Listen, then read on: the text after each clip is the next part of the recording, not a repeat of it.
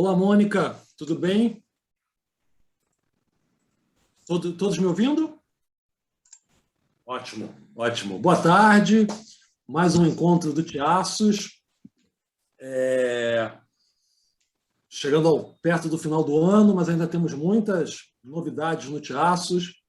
Estamos aqui hoje para receber uma querida convidada, Mônica Luci. Como fala o seu nome, Mônica? Mônica Luci, Mônica Luci? Como seria? Mônica Luci. Mônica Luci. Yes. Seja bem-vinda, Mônica. Vou fazer a tua apresentação formal, depois a gente continua. Mônica Luci é psicóloga clínica, psicanalista junguiana, trabalha em consultório particular em Roma.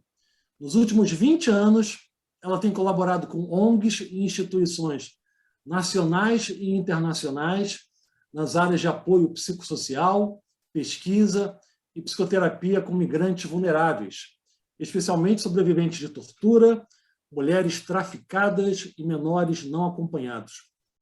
Ela fala em conferências nacionais e internacionais, dá treinamento em contextos acadêmicos e profissionais para uma variedade de públicos. É autora, tradutora, editora de publicações sobre os temas trauma, tortura, deslocamento, refugiados, violência coletiva, psicoterapia, direitos humanos, entre os quais a monografia Tortura, Psicanálise e Direitos Humanos, sobreviventes de tortura na terapia analítica, na política da cultura. Em 2018, ganhou o prêmio Fordham, concedido pelo Journal of Analytical Psychology, pelo artigo Desintegração do Eu e a Regeneração da Pele Psíquica no tratamento de refugiados traumatizados. Ela é membro do Conselho Editorial dos Estudos Junguianos, nos anos de 2016 a 2020, e desde 2019, membro do Conselho Editorial do Journal of Analytical Psychology. Mônica, prazer te receber. Queria primeiro te pedir desculpas pelo meu atraso. Eu estava num seminário sobre o puer, e seminários sobre o puer são sempre... As horas passam, eles não soltam, então consegui me libertar agora para poder estar aqui com vocês. Queria te contar um pouco a história de como é que eu te conheci. Eu li um artigo teu nesse livro, que, aliás, eu recomendo, Analistas na Polis, são 2 volumes, e tem um artigo da Mônica chamado Entendendo o Fenômeno da Tortura, uma visão pela psicologia analítica, que eu gostei muito, Mônica. Bom, a gente vai poder falar que o Brasil é um país que tem uma tradição, infelizmente, na tortura durante a ditadura militar, mas esse artigo me chamou a atenção para o teu trabalho, depois eu fui atrás dos teus outros textos, vi também sua participação em várias atividades do fórum da IAJS e achei que não havia como não te convidar para participar do nosso Tiaços. É um prazer te receber. Acho que a gente te recebe num momento complicado do mundo contemporâneo, onde todos esses temas que você aborda estão na pauta do dia, infelizmente, mas é nossa obrigação termos que nos confrontar com eles. Obrigado pela tua presença, seja bem-vinda.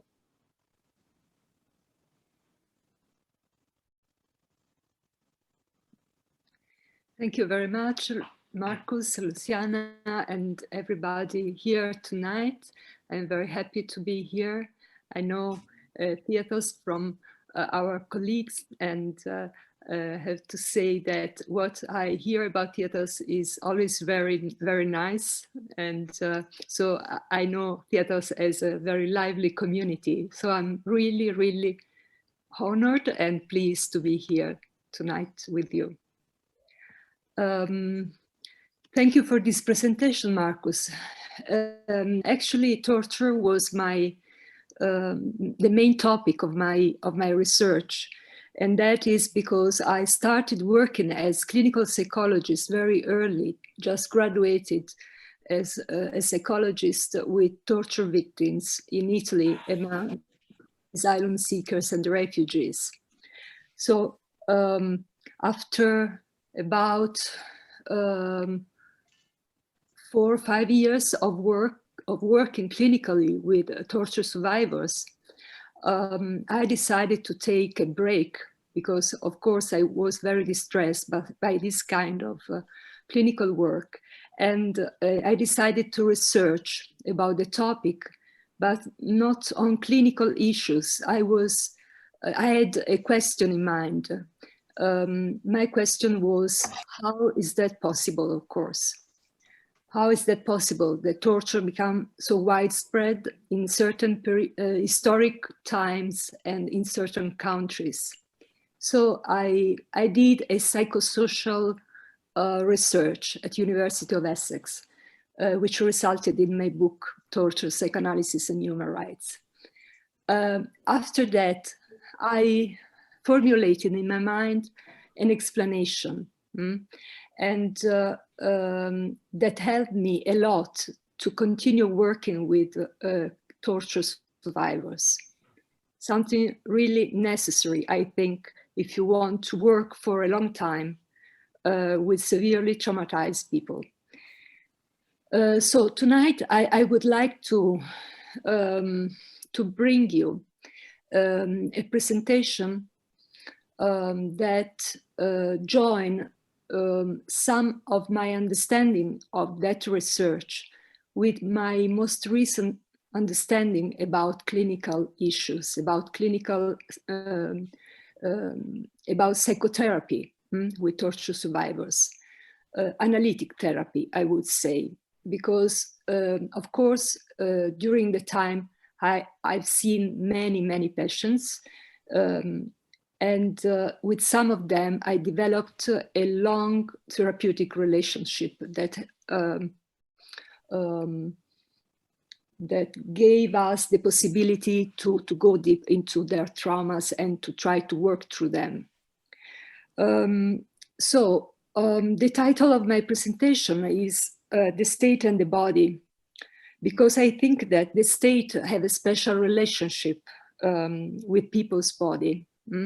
This is, of course, a conviction that I got doing such a research. And even in condition of benevolence and peace, the state tends to regulate some crucial events related to our bodily existence. Just think of the topics of abortion, illness, access to mental, to cures, to hospitals, sexuality and reproduction, imprisonment, admissible punishment, or death, euthanasia, and so on. But this relationship between the body and the state emerges very clearly in case of human rights violations like torture, enforced disappearances, or in case, for example, of police violence or violence against women, slavery, racism, and so on, in which the body is the target, basically, of violence. Why? Why is the body the target of state's interest for good and for bad? I propose that is for two reasons that are intermingled. The first reason is that the body is a big source of power. It is what is essential, existential, basic, implicit, what enables us to change, to transform, and stop existing. The second reason is that the body is always the place of an intersubjective encounter, both for myself and for others. For myself, because the body is always the body I have and the body I am, and for others, a possible subject or object. So it's a kind of space of transitions and negotiation between me and me, body and psyche, and me and the other, in interpersonal and social relationships. Most of my insights, of course, on the relationship between human rights, the body and the state, and its relation to psychotherapy come from the clinical work, as I was saying before, with refugees during a couple of decades. Survivors of severe human rights violation tends to be, although not in every case, traumatized people, sometimes severely traumatized people. And but they also can be very resilient and unexpectedly resourceful.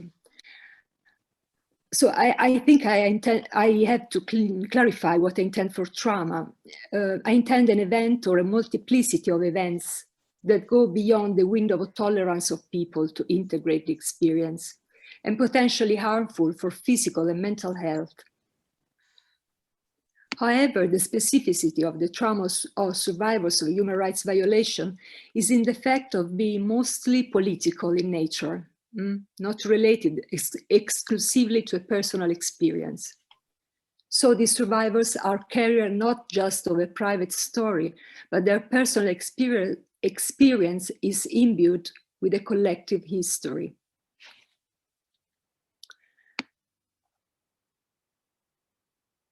And I think this is very relevant.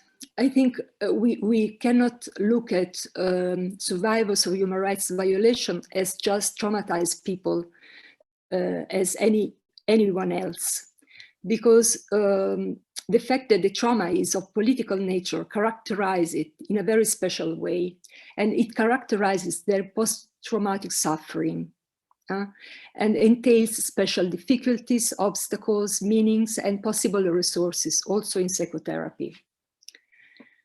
I would like to narrow the focus to torture because this is my main experience, the clinical experience with torture survivors, but we can broaden it later. I would like to show what kind of effects torture has on victims' mind, and how collective violence can peculiarly be retraced in their body and in bodily transference, countertransference dynamics of the therapeutic dyad. So in other words, I would like to show you that, while in therapy with torture survivors, in their suffering, and especially in their bodily suffering, a political theme linked to their collective history can be retraced. The term torture, I think I need to clarify what torture means. The term torture describes a situation of horrific pain and suffering, both physical and psychological, generally inflicted in captivity and from which there is no possibility to escape. According to its definitions, for example, in several conventions, for the violence to be considered torture, the pain or suffering has to be inflicted on the individual by a public official, so a representative of the state, and for some specific reason. So it's not private violence, it is the violence inflicted by someone that represents the state, and for some specific reasons that are extortion of information or confession, punishment, discrimination.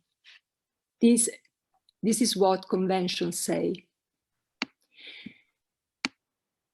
Who are victims of torture? In some cases, the people targeted for torture are leaders or members of political or religious or ideological movements, or political human rights activists, or journalists, or critics, opponents of regimes, terrorists in inverted commas, or marginalized people considered dangerous for ideological reasons, or targeted just by a regime for other political reasons.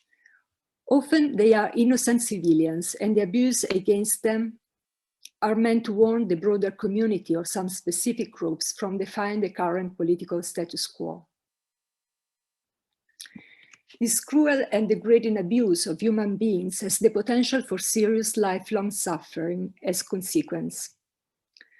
Boulanger, that wrote a book, a beautiful book, the title is Wounded by Reality, describes how the adult self collapses during massive trauma, and torture is generally massive trauma, can be considered a massive trauma.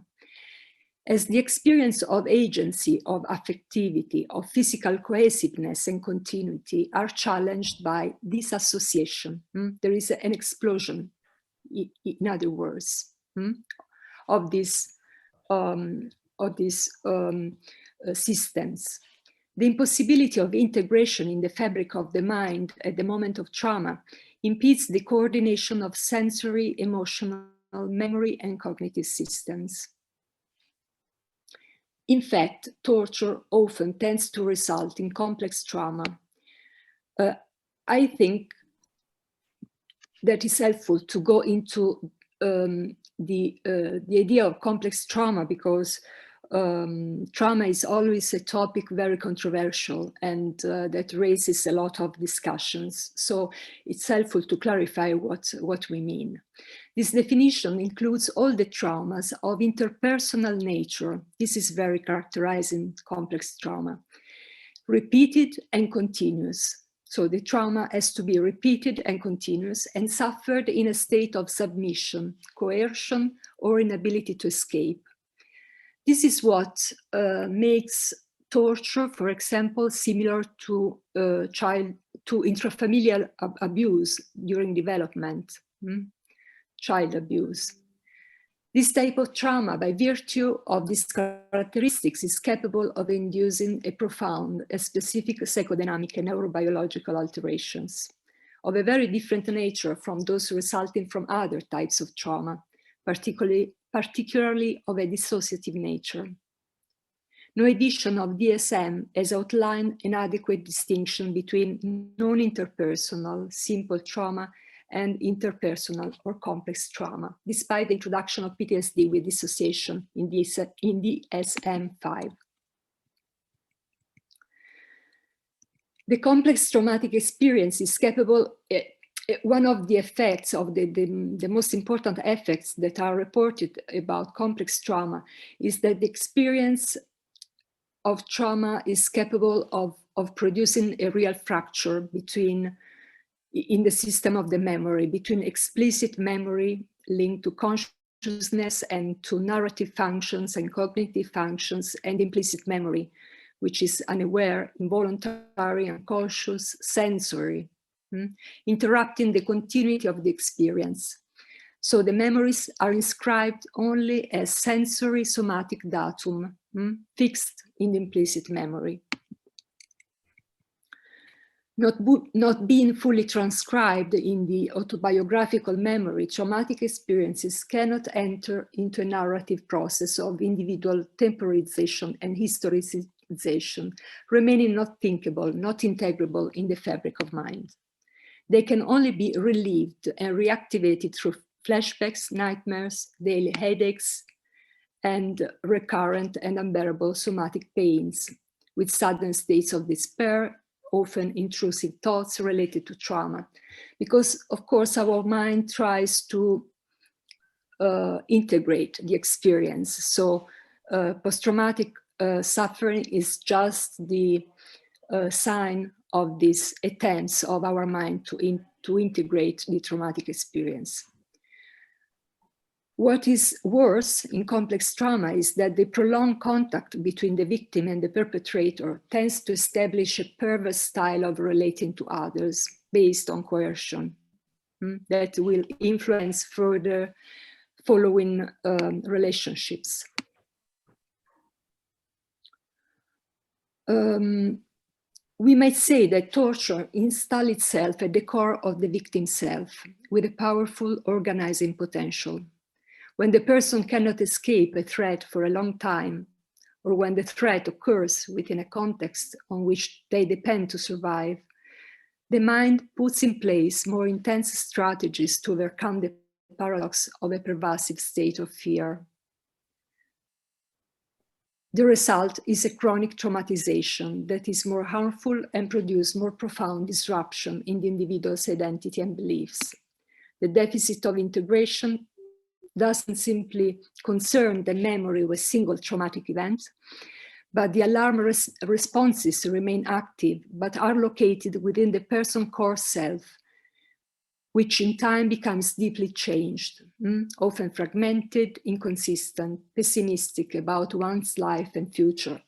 Basically, I think I'm telling you things that most of you already know, but I think it's important to remind them in order to appreciate the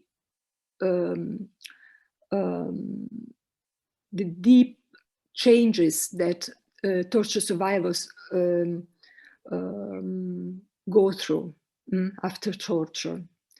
So it's not only the psyche, but also the bodily self of the patient expresses this disintegration through somatization and physical problems. The somatic reaction and medical conditions may relate directly to the type of abuse or physical damage suffered, or they may be more diffuse. All those who have endured torture know that they will not be the same anymore. Amery states, whoever has succumbed to torture can no longer feel at home in the world. Some other authors propose that the central element of complex trauma is the betrayal by those who we trust. As social beings, we grow up in groups and organized communities, which provide a sense of security and protection, but cases of torture often involve harm caused by those we trust and the institutions supposed to protect civilians, like police, army, state officials. So this is what makes torture similar to intrafamilial abuse, because the harm, the violence is inflicted by those who are in charge to protect us.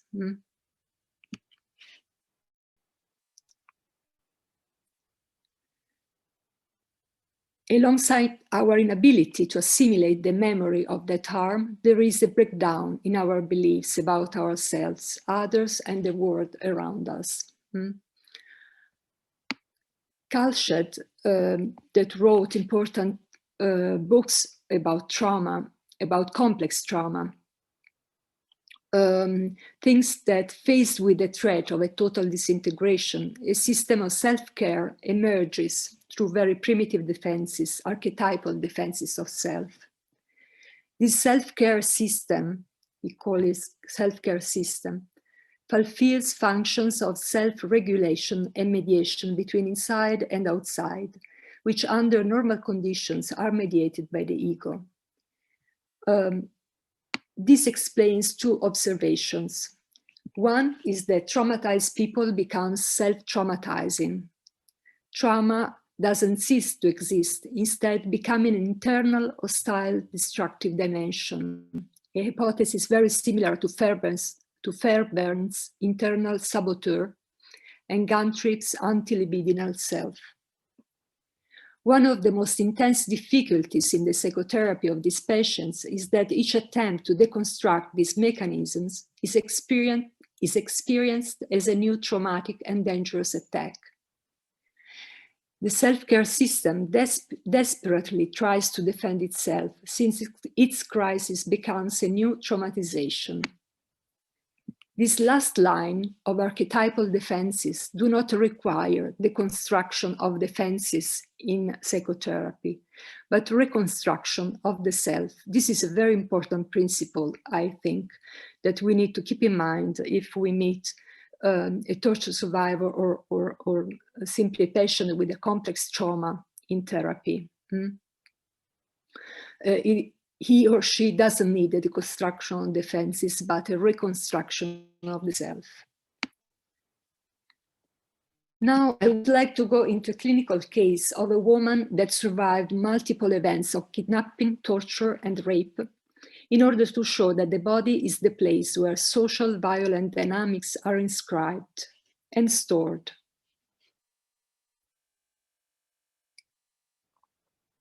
While knowing, responsibility, intersubjectivity, and reflective abilities disappear in society. However, these skills can be regained through the work of psychotherapy, thanks to body-to-body communication between patient and therapist, and the therapist's ability to transform raw data into meaningful reveries that reconnect the individual and social destiny. The clinical case is a clinical case that you find also in the form of a small vignette in another article of mine, which is Displacement as Trauma and Trauma as Displacement, published in the Journal of Analytical Psychology, and it is going to appear also in the forthcoming book, Torture Survivors in Analytic Therapy. But here it is used to show, to focus on the topic of tonight, the state and the body. Adina is 35 years old when we meet at the post-traumatic disorder outpatient service of a big Italian hospital. I was working there. She's a refugee and has been living in Italy for the last 10 years. She has an asylum permit to stay in Italy, and she works as household help in the care and in the care of old people. Adina is of mixed origin. Her father is Eritrean, her mother Ethiopian. She grew up in an Ethiopian town with her mother, a nurse, and her grandmother. Her father disappeared when she was about 2 years old, and she has no memories of him, a few childhood memories in general. She didn't ask about him, and her mother was not forthcoming with their story. As a result, she grew up with this ambiguous loss. She completed secondary school anyway and graduated as a secretary, working for a short time in a company office. During the war between Ethiopia and Eritrea at the age of 22, she was seized and tortured and raped in alternate episodes by Ethiopian and Eritrean groups because of her mixed origins. In addition, during the last episode of violence, she was kept for about 4 months in a prison house and tied to a chair in a painful position for weeks. With deep grief and pervasive shame, she described them being dumped on the roadside like waste material. Rescued by a farmer, she spent over a month in hospital due to multiple bone fractures, and then she fled towards Europe, applying for asylum in Italy. About a decade after the traumatic events, she arrives in therapy, still suffering from complex post-traumatic disorder, multiple physical problems, and severe alexithymia. Her once-per-week therapy develops like a struggle of the therapeutic dyad to find words for unspeakable terrors and pains. Since our initial meetings, it is clear that Adina suffers from chronic depressed mood, alteration in self-perception and her perception of others, many and intense somatizations, avoidance of intimate relationship, and an altered system of meaning after trauma. She doesn't think she can have a normal life. She cannot think of the future. This is very typical of torture survivors.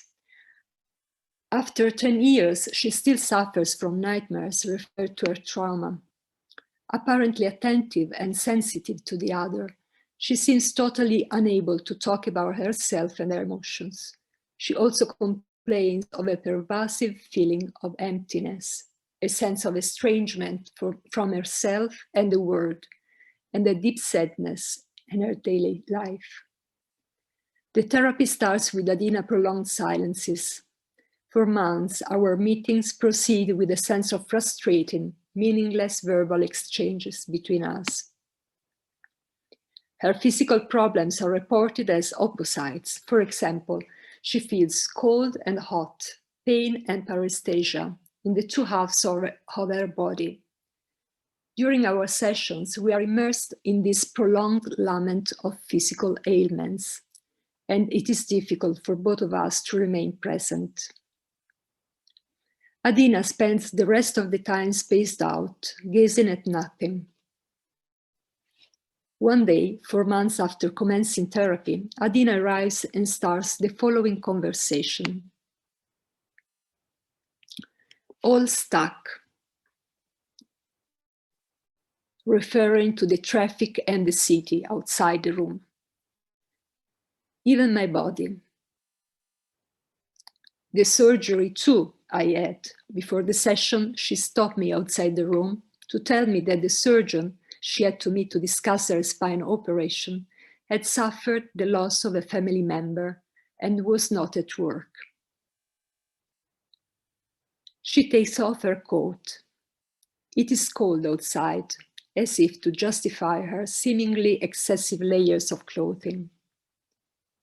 It arrived here, this far, describing the pain in her fingertips.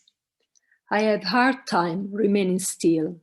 Basically, Adina suffers from this intense pain and sensation of cold and heat in half of her body.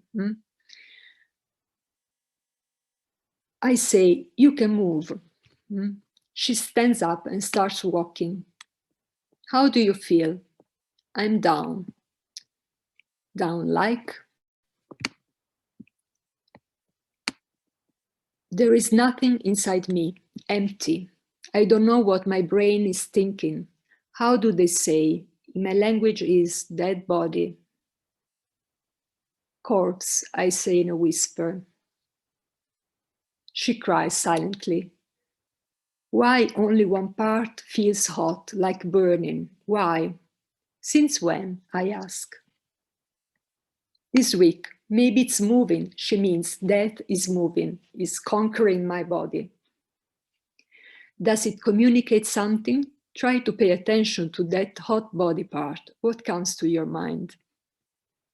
I'm struggling to make her talk about something significant. I'm very frustrated. Nothing. I feel burning, hot, even pain, also fear. For the reason why this heat came, I have not found an answer yet. This left side, less pain, it's cold. Why? That's enough. Split enough, I ask. She nods her head. Half is dead, cold, she replies. The other half is, it is walking to get there, to reach the other, to death. I wonder if the idea of intervention that could be decisive for pain is something scary because the part alive is the one that hurts. When the pain won't be there, there will be only the emptiness, the feeling of death, of non-existence. She sighs deeply, retiring into a long silence. I do the same, and images of fire and struggle come to my mind. Suddenly, she interrupts the silence between us. That is mine, and this is yours. She refers to our chairs, which she distinguishes by a squeak, and which have been switched. Yes, I speak for you, I say. Instead, in therapy, you are supposed to talk, I say. In the previous session, Adina asked me to switch our chairs, guessing that her back would have perhaps been more comfortable in my chair. However, at this point, I feel I have lost contact with what I'm saying. A parallel process seems to be happening. I want to say something, and then I can't find it anymore, she says. I don't want to continue with this sadness. Until my problem disappears, sadness will not disappear. How can the problem disappear, I say? And she, I don't know. It won't disappear, we can only face it. Something is taking me away from the world, she replies. This is not me. Dissociation took over Adina's life. It is something other than herself, to bring her away from the world. It is an otherness that she feels is acting within her, objectifying her, and necrotizing her tissues. In the moments the body speaks, these sensations cannot find their way to the words, as it is clear from the hindrance of our verbal exchanges. Yet, psychic disintegration goes hand in hand with a discrepant sensation of the presence of Adina's body in the session. Adina wants to say things, but forgets them, and emptiness takes over, leaving only somatic sensations. She does not recognize herself in what she observes of herself.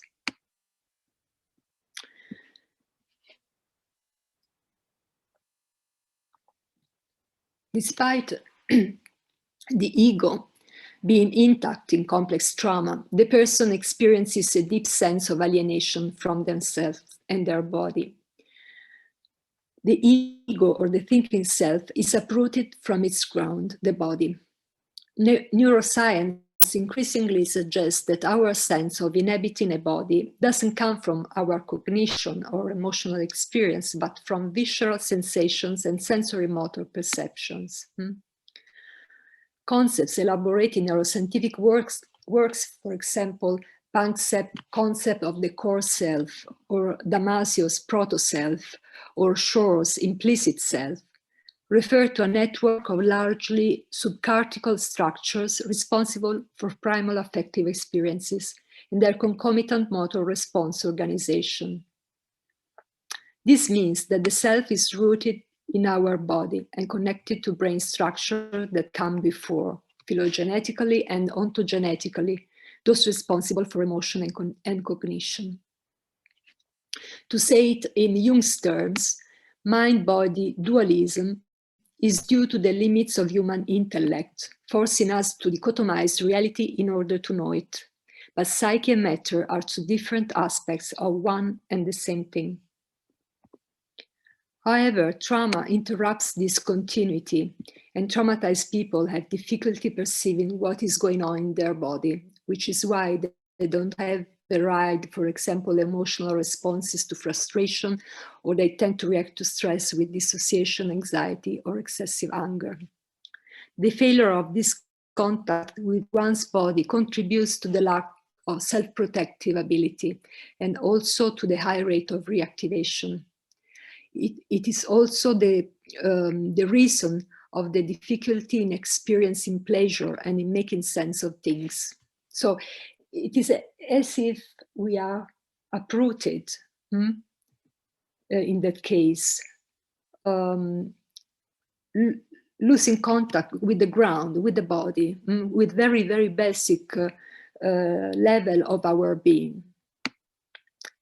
Adina learned to ignore or to distort the messages from her body. If dullness can make life tolerable, the other side of the coin is that the loss of awareness of what is happening inside the body, and with this, the sense of being fully there, of being alive and embodied, is lost. Adina's body has several problems. She has a heart disease, uterine fibroids, dysmenorrhea, and a spinal issue, but none of them seem to speak to her.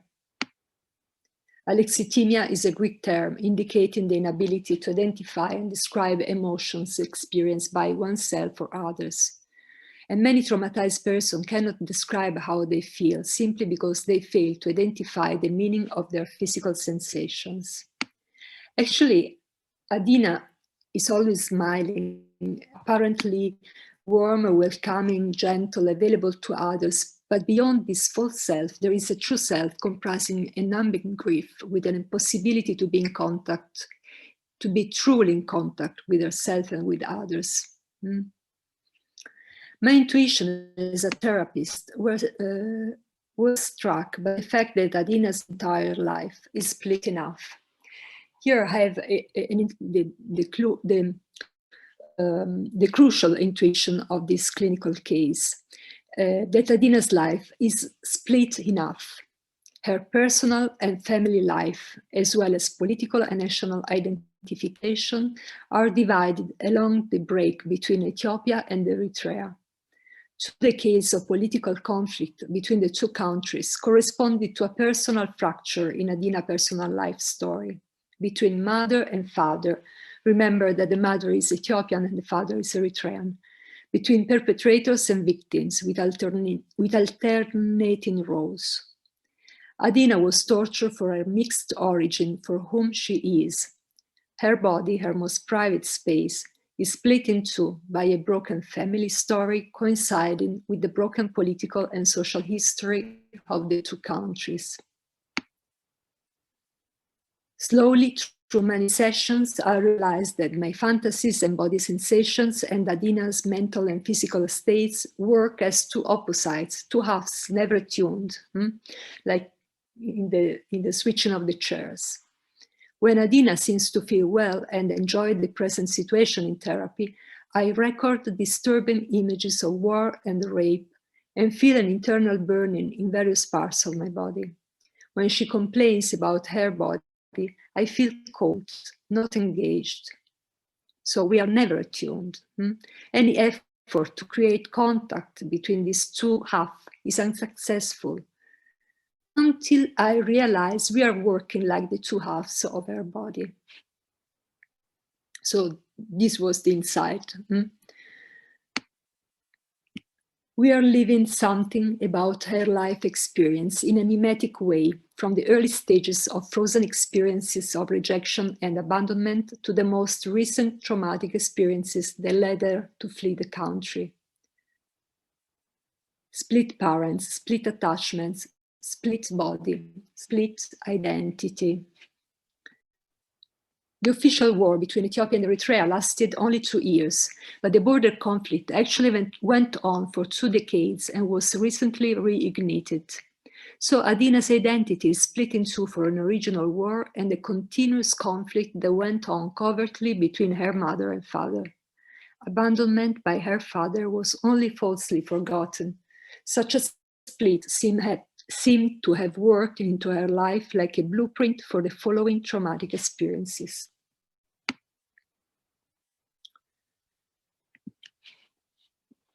In Jungian terms, we can think of feeling tone complexes, and now we know that this is absolutely and perfectly compatible with what attachment theories state. According to Jung, all personal experiences accumulated during an individual history take the form of clusters or complexes of perceptual memory traces gravitating around an affect.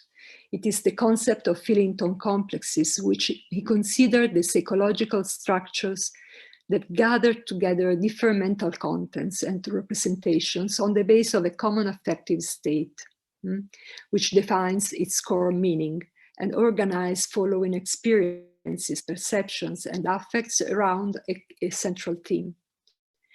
However, in order to communicate, Adina can still rely on the attachment to her mother and the trust developed within that relationship. She can make me talk, enacting with me an exchange of chairs. She can still put me in her place, literally making feel somatically through epidermic and proprioceptive sensation what shapes and gives support to her body, the chair.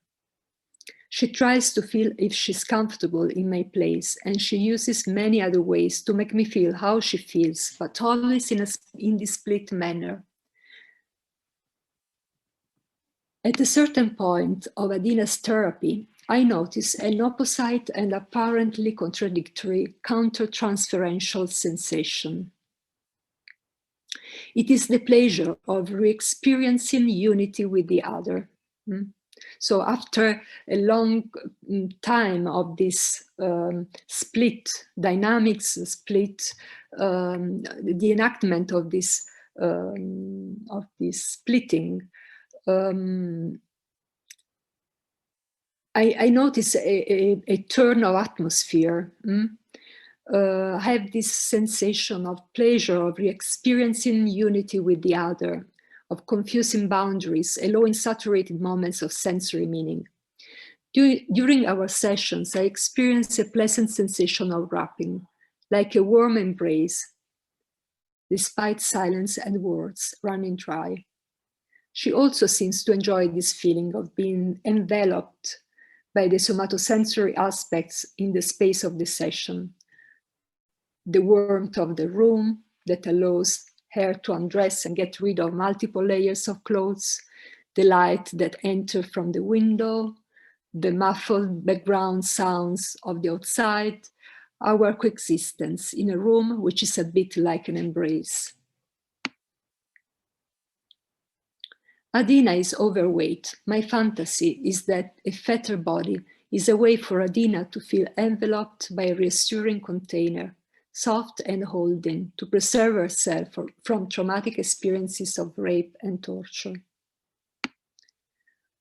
An entire tradition in psychoanalysis suggests that the skin is an area of exchange that plays a special role in the early and fundamental experiences of the self. We can find this in Freud, in Winnicott. in Anzier, in Esther Beek, in Donald Meltzer, and so on. In particular, Anzier underlines that the skin is a shell, a container of the child's body, but also an edge, a safety barrier between inside and outside. It is also a bodily place of contact and exchange with the outside world, with multiple functions, containing, providing a barrier and protection from stimuli, but also potentially generating excitement and contact, as well as regulating internal and external stimulation. When traumas are particularly severe, a radical change of self can be experienced by the patient and countered transferentially by the therapist as loss of psychic skin, that is, a loss of the primary psychosomatic container. I noticed that, if you read my article, the one that was awarded the Fordham Prize, sorry, I was switching to Italian.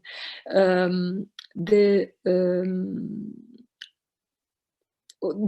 case, I think that the concept of psychic skin is very, very important in order to understand complex trauma.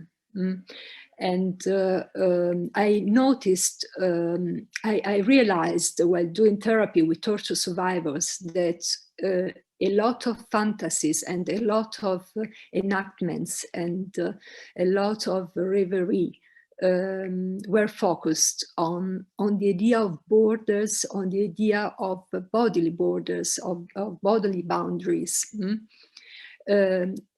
And fantasies are often around touch, around surfaces. So I started wondering why, and I realized that this concept of psychic skin is exactly what can tell us something very important about this basic function of containment. Of psychosomatic containment that go lost in a way with complex trauma. And but this container, although it is very basic and it is very, it refers to early experiences of relationship and of contact, of bodily contact with caregivers, it is what is necessary for the existence of an internal psychic space available for symbolization. So it is very basic and very basic but essential for higher functions. When the bodily system is offended by repeated or severe painful experiences, as in the case of Adina trauma and abuse, there cannot be mutual transformation without human beings. There is no potential space between oneself and the other. And body and mind become a closed world, a collapsed world without a space in which the object can be and where a distinction can be done between symbol and symbolized. So the psychic skin, the function of the psychic skin is not just to create space to symbolize, but also to allow the formation of an interpreting agent, of an interpreting subject.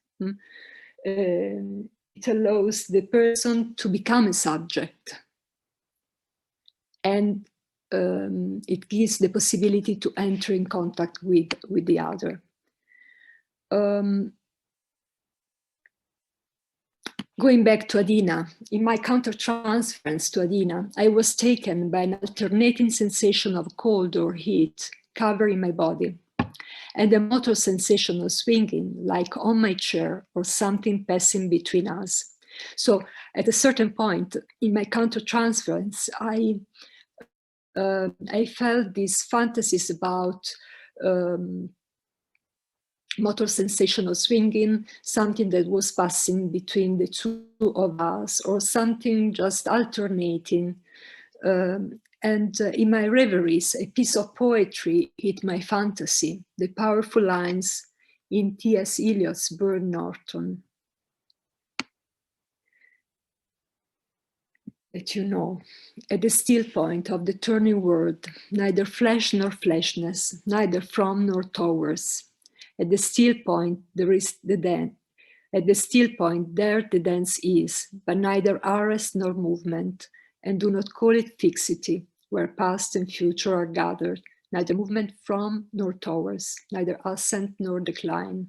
Except for the point, the still point, there would be no dance, and there is only the dance. These lines struck me for their ability to poetically describe the state in which Adina found herself, being still, temporarily fixed in a point within a world that rotates and evolves, with soma and psyche as a whole expressed in unison and in each other, animated body and incorporated psyche, the forms and the multiple residues of trauma. However, this condition is neither stopping nor moving, because there is no movement in the condition following a complex trauma, and yet it is not stillness, although it might appear to be. It is a collapse of past and future, a strange original alteration of one of the founding dimensions of human existence, the sense of time, the dimension in which the passing of events is conceived and measured. In which way the alteration of the sense of time, complex trauma, for example, not being able to think about the future, being imprisoned in the compulsion of the past, as well as the collapse of the space dimension, neither motion from nor toward, neither rise nor decline. There is no movement in complex post-traumatic disorder.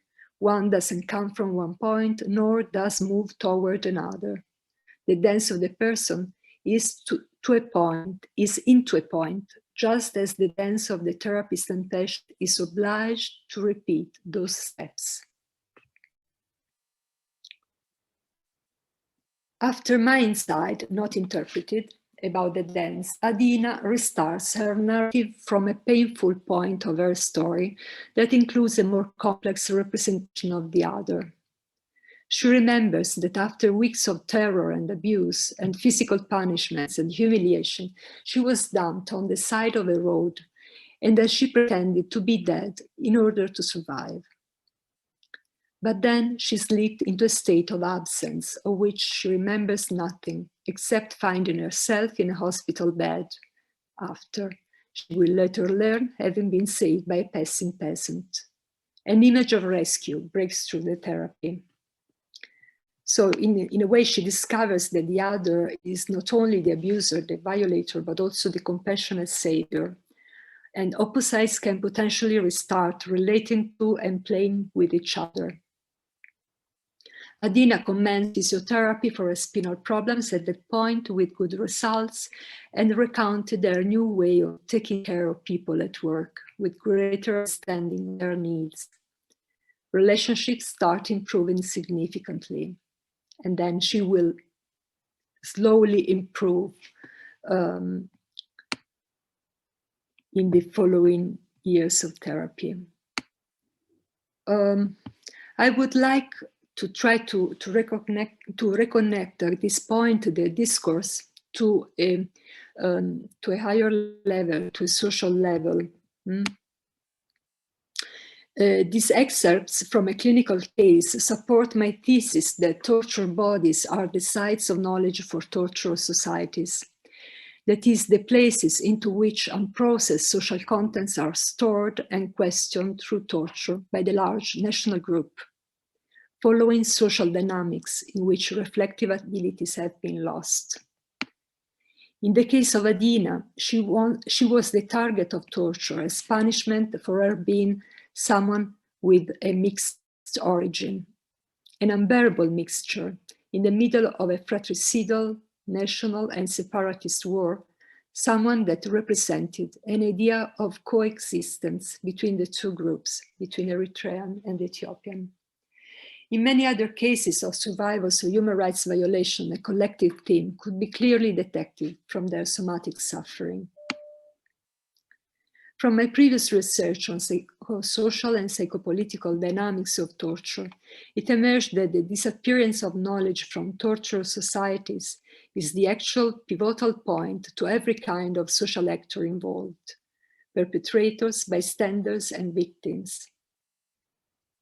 In perpetrators, because they seem to stage a crime of obedience, torture is not private violence, as said before. The action is supported by the authority structure as long as perpetrators have good reasons to believe that the action is authorized, expected, at least tolerated, and probably approved by the authorities. Here it emerges clearly that the group of perpetrators organizes itself in order to make the awareness, the knowing, disappear. Responsibility is diffuse and flows along a chain of command. In bystanders, this absence of knowledge can be retraced in many forms of denial, from passive to active, that allow people to live in a state of knowing and not knowing the torture is carried out. Some authors suggest that the bystander position is crucial to the maintenance of the word of torture. Inherent and central to the construction of a torture regime is the build-up of a combination of political apathy, toleration, or scapegoating of other groups, and a variety of cognitive neutralization techniques, such as just word thinking.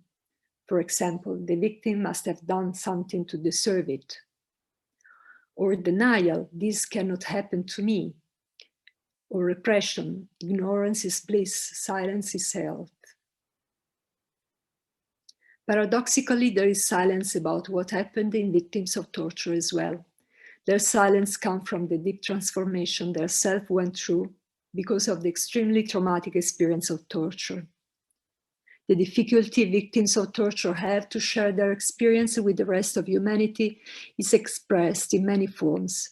For example, post-traumatic symptoms of avoidance. For example, a situation that trigger symptoms, new symptoms, or amnesia or distrust in humanity, dissociation, and feeling that they won't be believed. Quoting Primo Levi's words, today, at this very moment, as I sit writing at the table, I myself am not convinced that these things really happened. So there is a kind of disbelief, even in victims. However, and this is the point of my paper today, psychotherapy with torture survivors shows that there is a site where this knowledge is stored and can be regained. This is the survivor's body. The violence perpetrated in torture is a hideous attempt to expose, penetrate, and occupy the material human form of a subject, objectifying them. Massive trauma is characterized by the absence of mental experience because the mind is unable to register the traumatic events, if not as sensory, affective, imprinted fragments that lack narrative cohesion. When the empathic other totally fails in the world of torture, the internal empathic Tao, the means for self-dialogue, ceases to exist. But we have seen how through these body-to-body communications between therapist and patient and the conscious and affectively regulated containment of the patient's dissociated parts and the therapist's ability to make them speak through reverie, the connection necessary for the emergence of meaningful psychic images are restored. In this way, it is possible that some content that was not symbolized by the patient will sooner or later find a way of expression in order to be named and understood through a verbal and narrative approach. I'm concluding, the search for truth is a key therapeutic factor also for society. When following widespread human rights violations, restorative justice is pursued. For example, in the trials of perpetrators, when they are held, of course, in truth and reconciliation commissions, when they are set up, and in the rehabilitation of victims, where they are lucky enough to access their rights of reparation, including safety, medical, and psychological care. So in a way, truth is a key therapeutic factor, not only for individuals, but for society. In all these cases, what is constantly pursued is the possibility of knowing.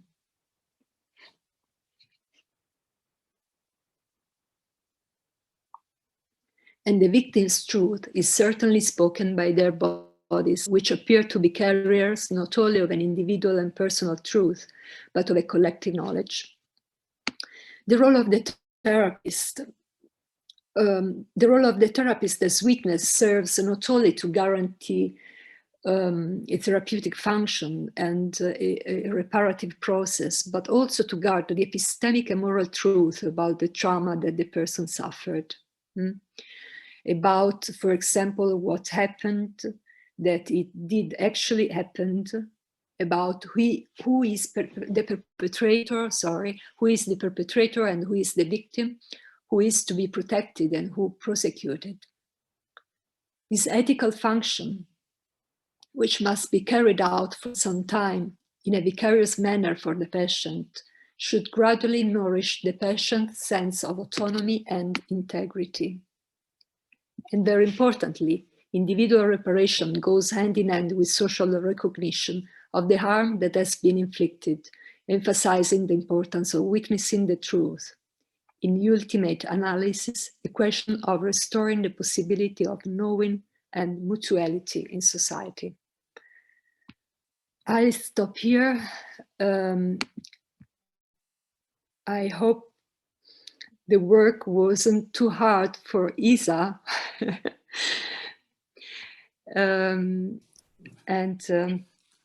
Obrigado, Mônica.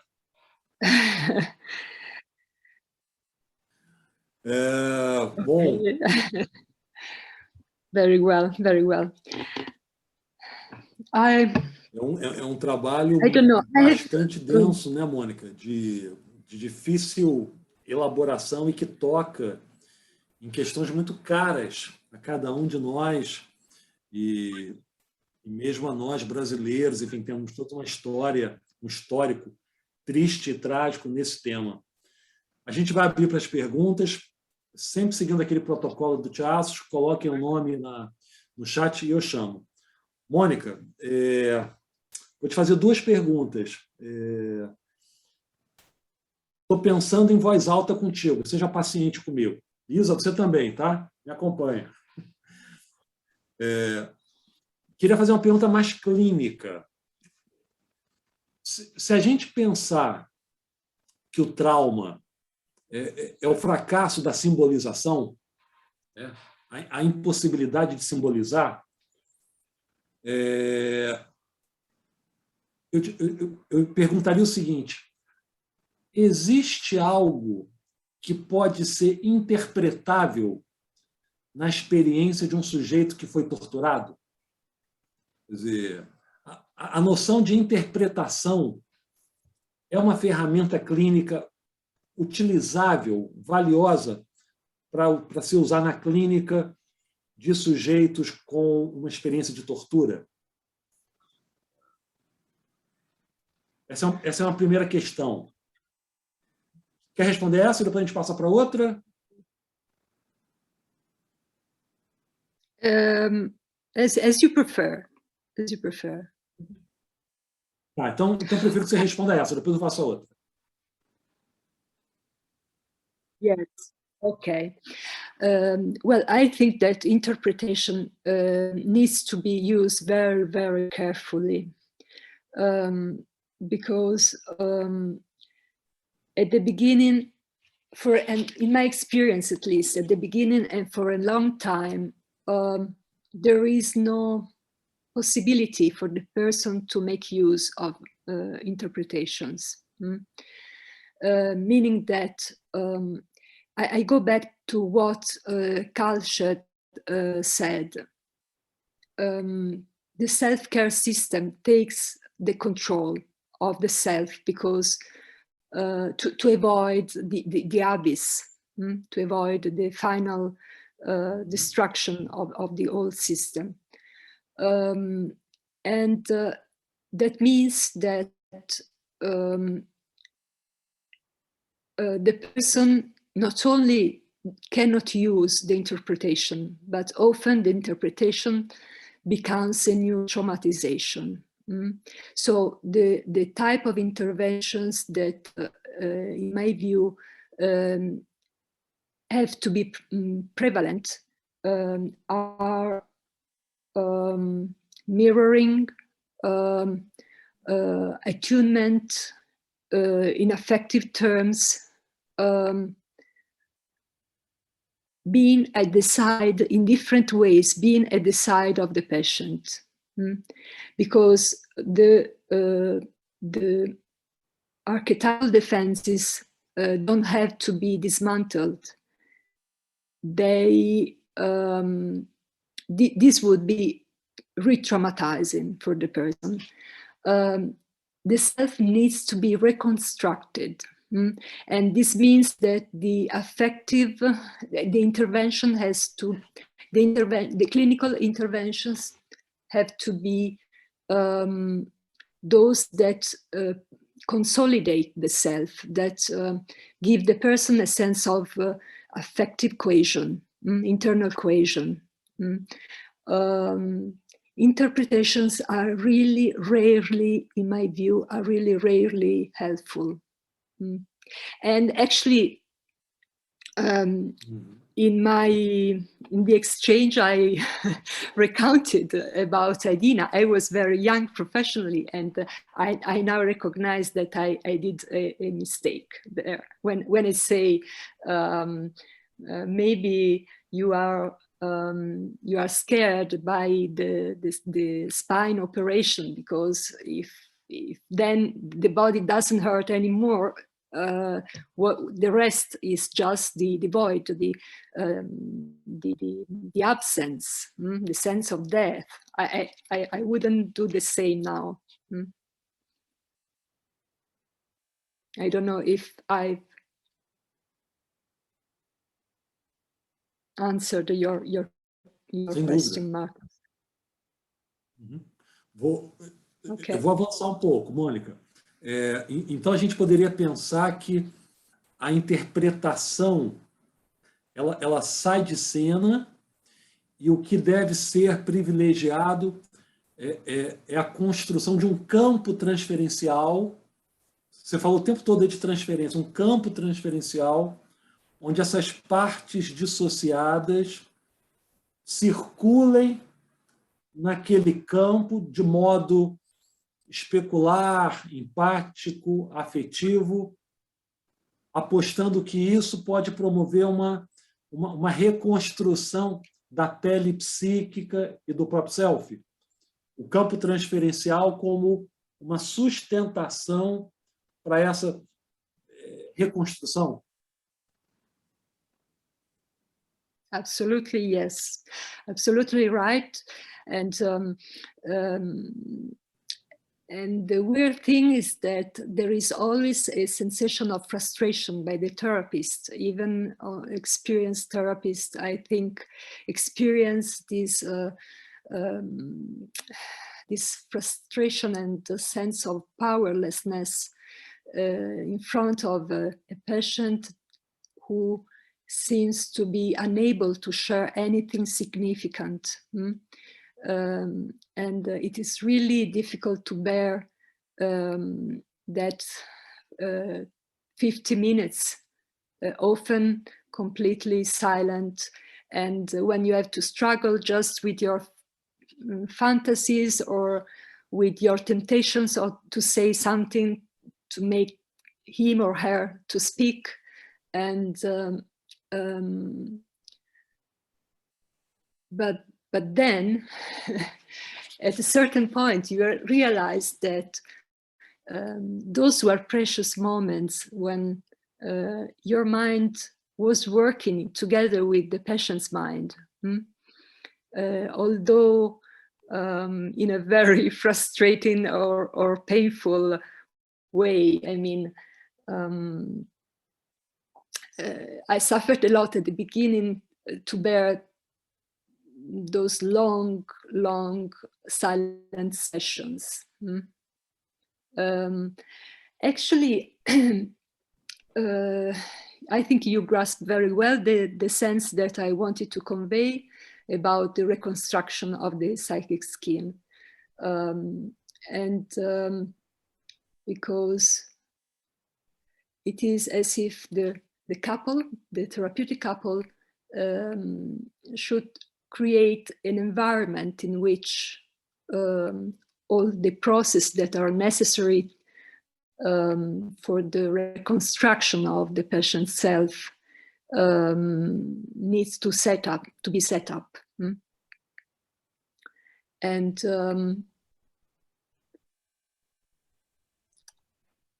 this is done together, I would say. It's not just the therapist, absolutely. Another key point is being guided by the patient.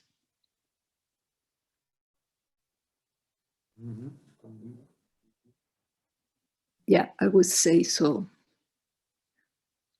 Of course, at the early stage of therapy, I think that it is very helpful if you have the possibility to use art workshops or body workshops. Of course, they have to be led by expert people that have I mean, people that have experience with complex trauma. But implicit work with the body, that implies the body, is often very helpful to support also the therapeutic work, meant in a more classical sense. So if you have a theater, for example, workshop where the person can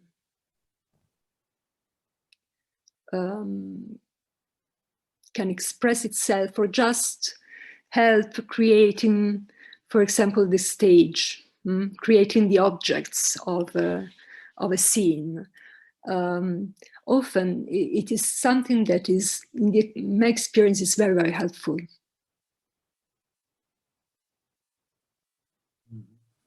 Ótimo. Obrigado, Mônica. Obrigado. Elaine, querida, contigo. Boa noite a todos. Boa noite, Mônica. Em primeiro lugar, eu gostaria de agradecê-la e, sobretudo, agradecer a Dina, porque é tão emocionante, impactante o teu relato, que eu estou absolutamente mexida, impactada eu fiquei me colocando no teu lugar, escutando, acolhendo essa alma, né? Tentando me imaginar no teu lugar, na tua pele, né? Me vieram inúmeras questões a respeito da tua fala, que foi extraordinária. A primeira delas é assim, me deu a impressão de que você deu um bom exemplo de como que os complexos culturais entram e interferem na vida das pessoas, impactam no processo de individuação das pessoas, né? E como que o coletivo ajuda a fazer essa quebra na linguagem, que me parece uma das consequências dessa fratura psíquica, da qual tão lindamente você discorre. E aí eu fiquei pensando em duas coisas. Você disse que ela foi torturada em virtude da sua condição mista, né? Uma parte Etiópia, a outra Eritreia. E como que isso, de alguma forma, está expresso ou está ligado às duas partes do seu corpo, né? Eu fiquei pensando como é que ela sente esse terceiro espaço que é a Itália. A Itália é o terceiro espaço, ou seja, um terceiro espaço coletivo que a acolhe, e você, enquanto analista, é representante desse espaço terapêutico, aonde, em linguagem junguiana, uma terceira opção pode aparecer, que é o espaço transferencial, aonde esses conteúdos fractados, né, eles podem encontrar como o Marcos disse há pouco, eles podem encontrar uma imagem, uma representação psíquica. Como é que, a minha pergunta se ela percebe a Itália, se ela percebe a relação transferencial como um entre dois, né? Não é nem a Etiópia, nem a Eritreia, mas é uma outra coisa, né? Como é que isso aparece para ela, se aparece, né? E como é que isso aparece na relação transferencial? Essa é a primeira pergunta. E a segunda pergunta é como é que você vê as terapias não verbais como suporte, justamente já que ela tem essa fratura da linguagem, que é de fato uma consequência de tantos traumas complexos, né? A impossibilidade de você restabelecer a linguagem e, portanto, uma função simbólica. Como é que você vê as terapias não verbais e como é que você vê as terapias integrativas, outras técnicas, inclusive, como se diz, terapias corporais, na ajuda, né, como um outro suporte, inclusive, para tentar reconstituir essa pele psíquica. Aqui na França, eu estou na França, né? Tem algumas terapias que são específicas para ajudar, que ajudam muito no trauma, que eu não sei se você já ouviu falar, que é a Tomatis, o método Tomatis, que ajuda a fazer um exercício no ouvido médio, né, ligado diretamente ao sistema límbico. E tem a terapia Kertan, que é ginástica dos olhos, é um MDR muito mais profundo, que ajudaria, na verdade, do ponto de vista biofísico, na mudança estrutural das conexões neuronais, o que poderia ajudar muito uma terapia verbal ou não verbal. Vai lá. Obrigada.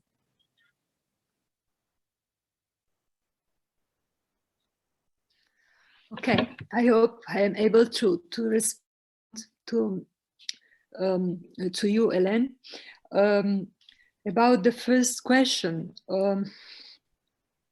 actually, I think that the therapeutic field and Italy as a country of asylum for Adina was a safe space.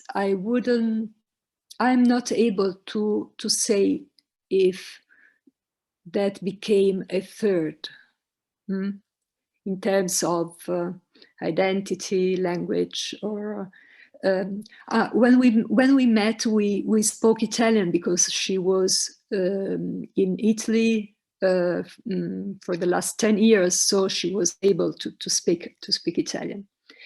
And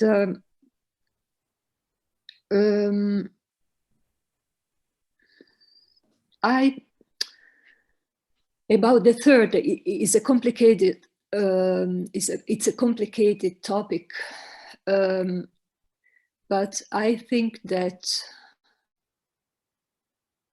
a way to find the third is not so much to find it in another place or in another identity. Although at the end of the therapy, I have to say that Adina got the Italian citizenship, and that was really, really meaningful to her to consolidate the therapeutic result. That was really important for us. But I think that if I think of other stories, of other clinical stories, I would say that the third is a new way to a new position towards the conflict, towards the situation that produced the trauma and the violation. But generally, the person, what I wish, because I find it, I can see them really improved at that point.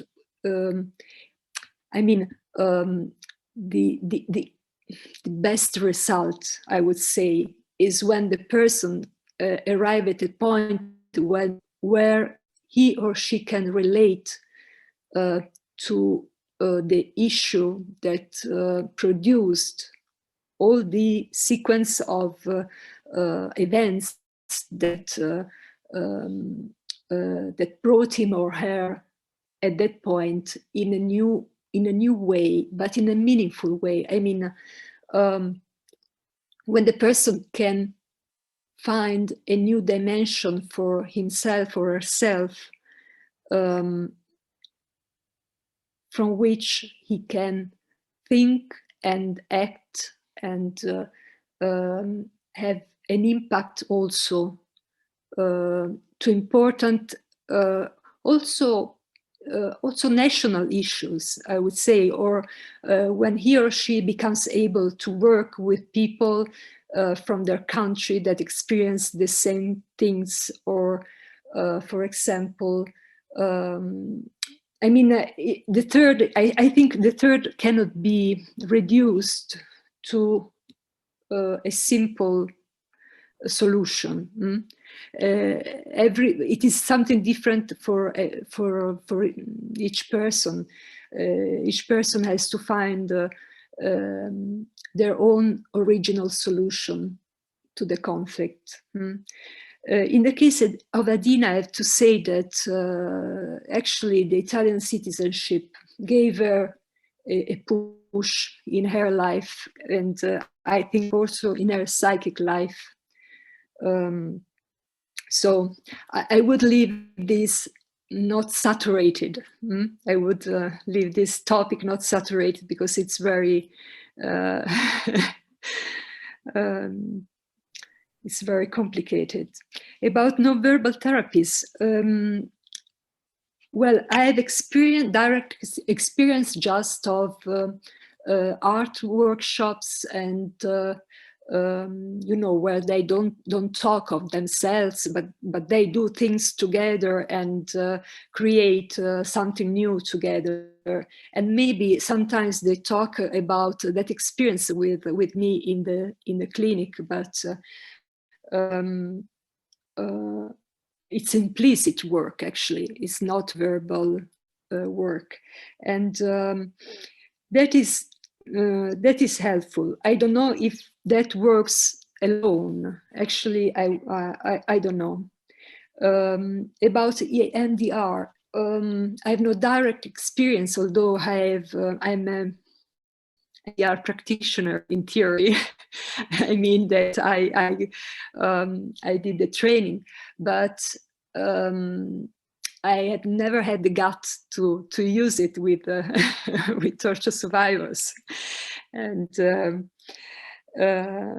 because I don't know, maybe I don't feel comfortable enough yet, and but I think I have the impression, so I can speak only of impressions. Unfortunately, I have the impression it might be helpful. It might be.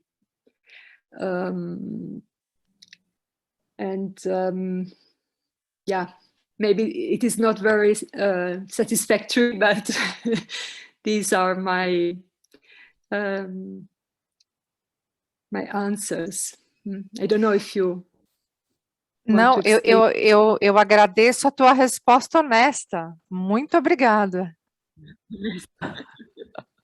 Obrigado, Elaine. Vamos lá. Cris Viana. Cris. Olá. Queria primeiro agradecer o Tiaços mais uma vez, muita sincronicidade do tema tratado com o que está acontecendo na realidade brasileira. Ontem foi um dia especialmente traumático para as mulheres, especialmente para as feministas no Brasil. Houve 3 casos de violência de Estado muito impactantes na comunidade. Desde eu vou até ler para a Mônica e para quem não sabe o que aconteceu. Foi o caso da Mariana Ferrer, uma menina de 23 anos que foi humilhada durante o julgamento por videoconferência, porque o judiciário está online aqui no Brasil, né? A defesa do empresário acusado de estuprá-la exibiu fotos sensuais produzidas pela jovem durante trabalhos como modelo profissional. O advogado do réu mostrava as imagens e definiu como ginecológicas. Mesmo sem ser questionado sobre a relação delas com o caso, ele afirmou que jamais seria uma filha do nível de Mariana. A jovem começa a chorar e o advogado ainda a repreende. Não adianta vir com esse seu choro dissimulado, falso e essa lábia de crocodilo. Tudo isso com a conivência do juiz, que nada fez para proteger a vítima. Ontem, esse estuprador foi absolvido pela justiça brasileira. Um outro caso que aconteceu ontem é uma mulher que foi presa preventivamente por roubar um macarrão instantâneo e 2 Coca-Colas, porque estava passando fome com os filhos. E houve mais um caso ainda do presidente do Brasil que vetou um projeto de dignidade menstrual, ou seja, de colocar à disposição das mulheres e meninas, especialmente, absorventes, né? Porque no Brasil acontece muita evasão escolar, porque as meninas não têm absorventes para ir para a escola, isso é uma questão de vergonha, enfim, e também causa muitas doenças, porque principalmente no sistema carcerário, por exemplo, precisa qualquer tipo de pano ou qualquer coisa para conter o fluxo menstrual, porque não há, na maioria dos presídios femininos, absorvente para essas mulheres. Então, foi um dia muito traumático, né, para as mulheres, especialmente para as feministas que estão envolvidas nisso. Então, eu queria falar, e assim, você fala muito do corpo, né? Aí eu não tenho um lugar no corpo nem na psique para colocar essas informações, assim. Isso tem acontecido diariamente, semanalmente, assim, a sensação que eu tenho, assim, onde é que eu coloco essa informação? Porque como a gente está num mundo muito virtual, não tem mais aquele encontro do abraço, né, das meninas, né, feministas se encontrarem fisicamente, se abraçarem, chorarem juntas, né? Está tudo muito no virtual. Então, a gente fica muito só na troca, o que a gente pode fazer para pressionar o Congresso para vetar, por exemplo, para reverter o veto do presidente, enfim. Então, eu queria que você falasse também um pouco de cuidar de quem cuida, né? Como é que você e a sua rede de cuidadores e cuidadoras se cuidam, né? Se preservam. Obrigada.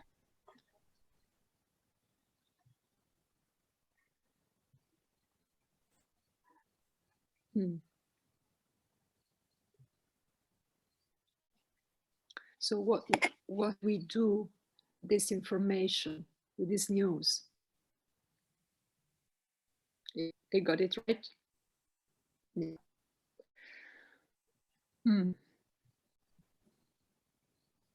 I think this can only be an instrument of awareness, of a painful instrument of awareness about the environment, the social environment that we inhabit. And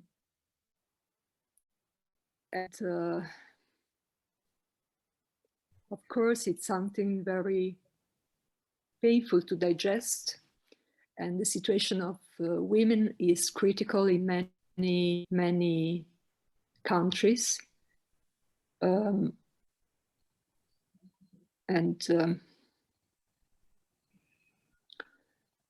What can we do of this information, of this news?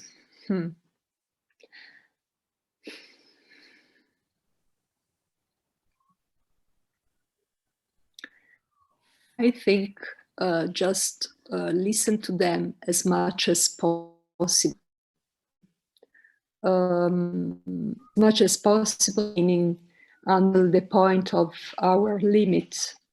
And the limit is where you know that you can make use of the news, of the information.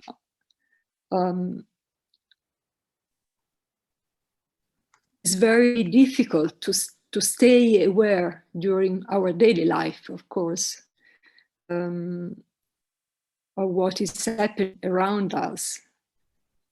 And it is all, sometimes is really overwhelming. It's really overwhelming. So my advice is, which is the advice I usually give to people that work in the human rights field, is to take really care of their health, of their safety, of their life in terms of giving space and time to the beautiful things of life, because the danger, of course, is the one of being overwhelmed by what you hear and what you witness.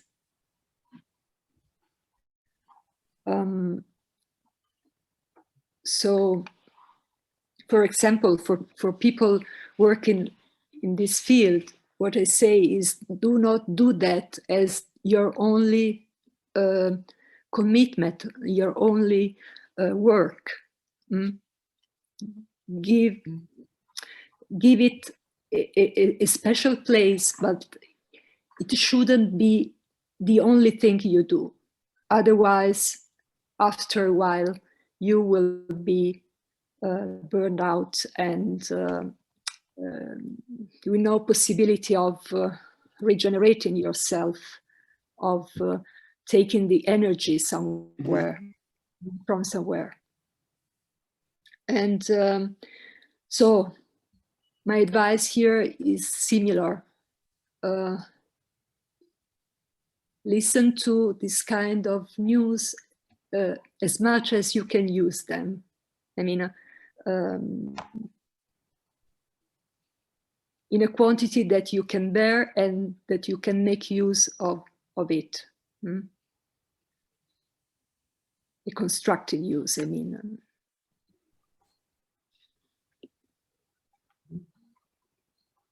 It is very difficult to find this kind of, I mean, I'm aware that I'm saying maybe a banal thing, but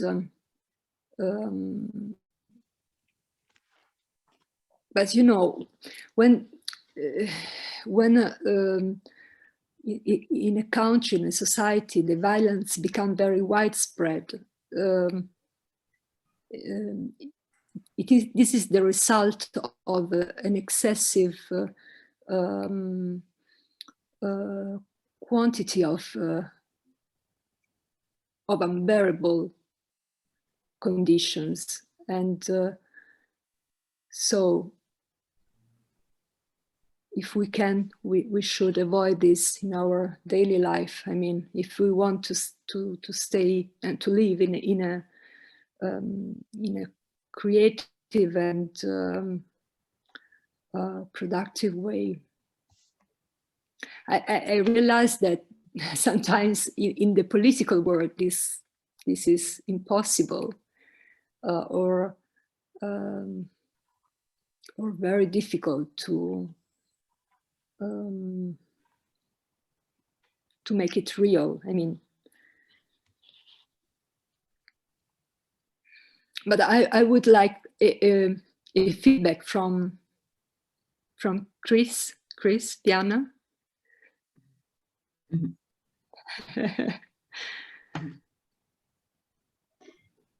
Muito obrigada.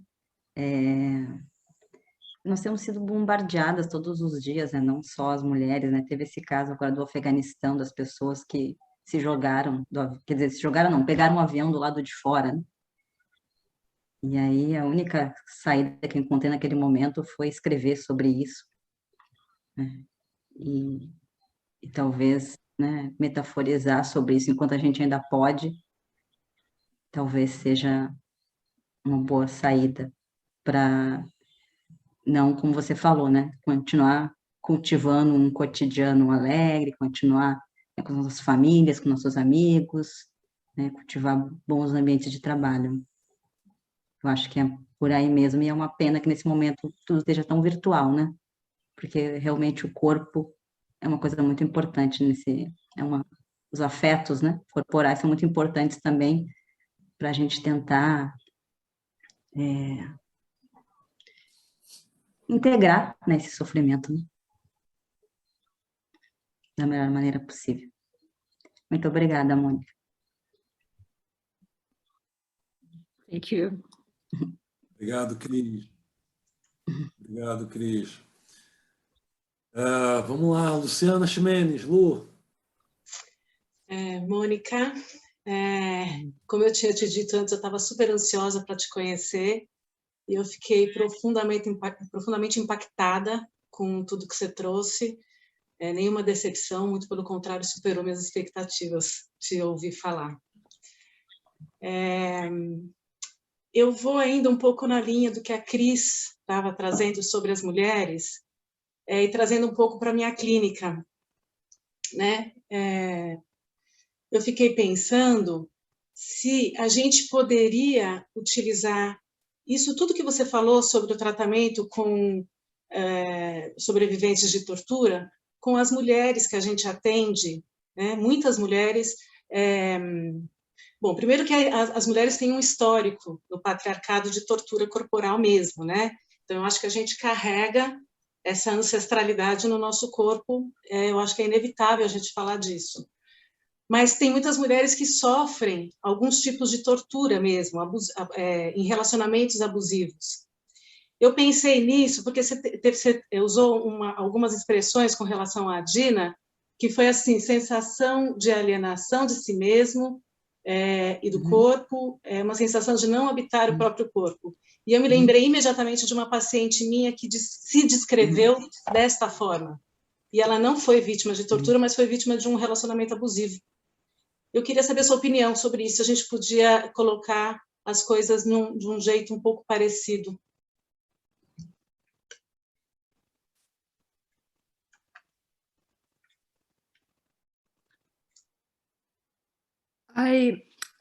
Thank you for this question, Luciana. I'm at the beginning of my research on torture, I thought, for example, domestic violence was not torture.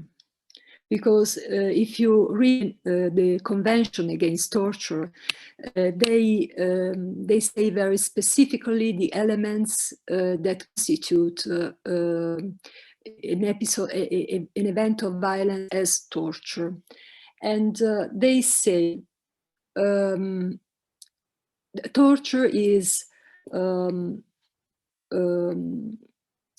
deep pain and suffering, psychological or physical, that is inflicted on a person for such reasons like confession, punishment, discrimination, and so on, or to get information. And the third element that constitutes torture, it has to be inflicted by a public official, so a representative of the state. So in my research, I thought, okay, these are the fundamental elements of torture, and they are repeated in several conventions. After that, I was very convinced of this. Some years later, I had the possibility to talk to the UN Special Rapporteur on Torture.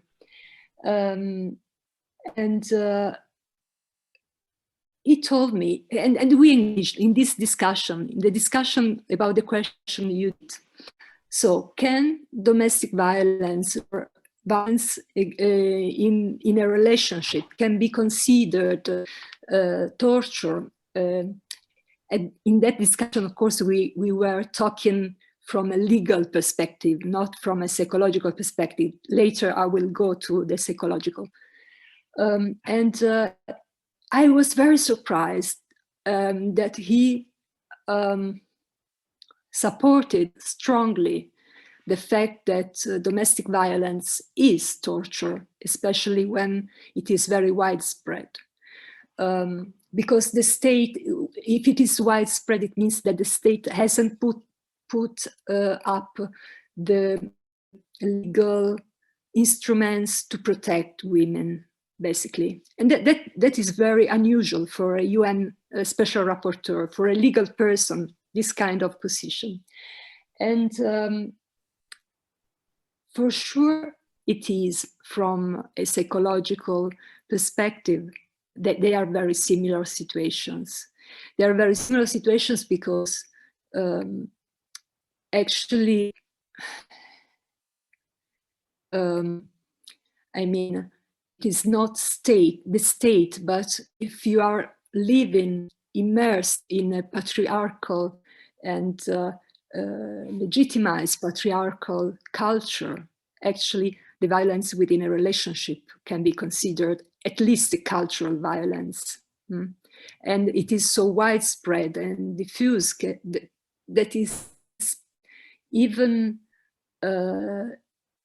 almost impossible to see it and to be aware, fully aware of how widespread it is. I mean, it is widespread and also present in our daily life, in the small things, not only in big violence, in the small things of our discourse, of our talks with people within the family. I mean, it's very subtle. So, but going to the actual violence, from a psychological perspective, I think it is comparable in a way. It can be comparable. It can be.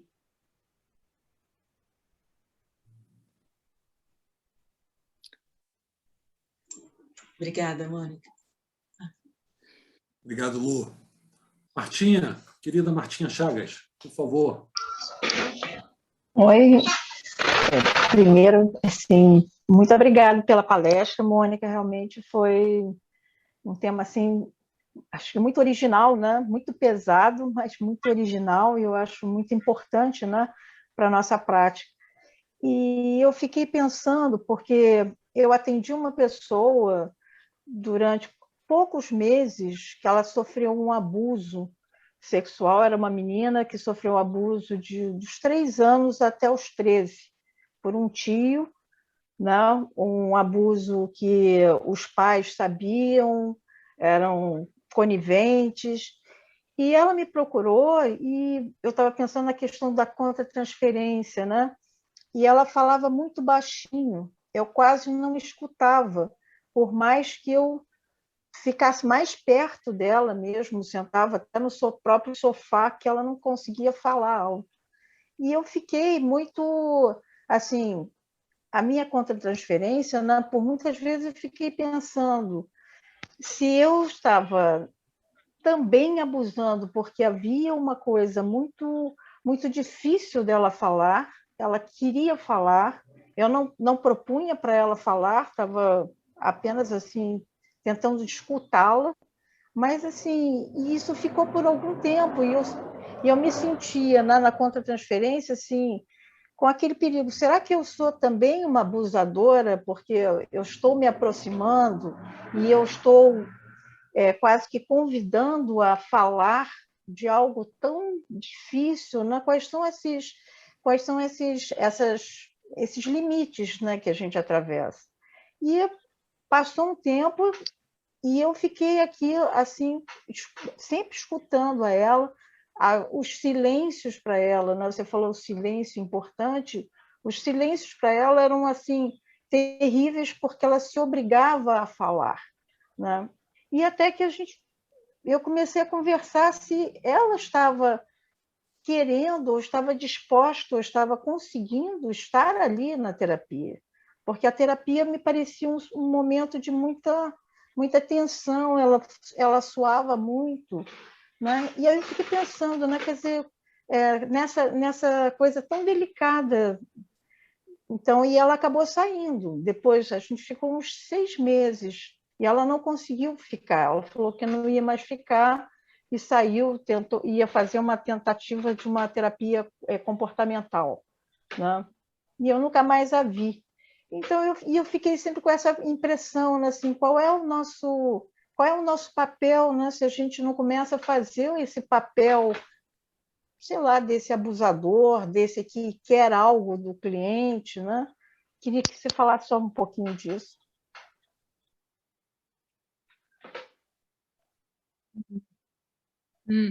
Yeah. Yes. Thank you, Marta, for this account from your clinical practice. Yes, actually, the therapy with abused people is always very, very difficult and engage us in dynamics very difficult to manage. I was struck by the fact that this girl couldn't speak so loudly, and by the fact that maybe she was never heard by anyone, or really heard, because the parents, you said, did know about the abuse. Yes, actually, often we are in the place of the perpetrator.